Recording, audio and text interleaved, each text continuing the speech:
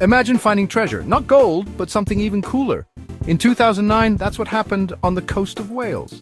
People exploring an old ship found a secret. Inside the dusty ship were dozens of arcade games. Remember Pac-Man and Space Invaders? They were like video games from the past. These games were stuck on a ship called the Duke of Lancaster. It used to be a fancy ship for travelers, but it was abandoned long ago. The games had been there for almost 30 years. Can you believe it? No one had played them in all that time. They were like sleeping giants of the gaming world. What a find! The Duke of the Lancaster was once a grand ship. It sailed the seas, taking people on exciting journeys. Built in 1956, it was a sign of luxury and fun. People could eat delicious food, dance, and enjoy the views from the deck. But like all good things, the Duke's time as a fancy ship came to an end.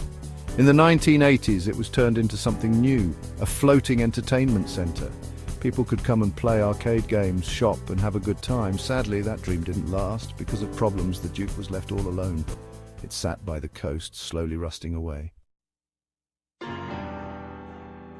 When news spread about the arcade games, one man took action.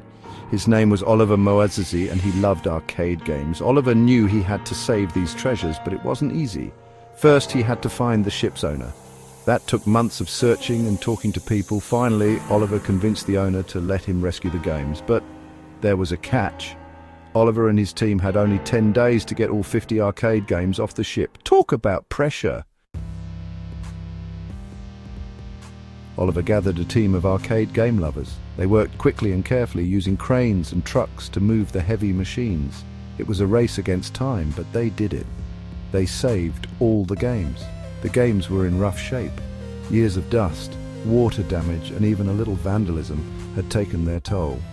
But Oliver and his team were determined to bring these games back to life. They spent countless hours cleaning, fixing, and replacing parts. Today, some of these rescued games are in museums, while others are in private collections. Thanks to Oliver and his team, these pieces of gaming history live on, giving people a chance to experience the joy of classic arcade games. And as for the Duke of Lancaster, it still stands on the Welsh coast, a silent reminder of a bygone era.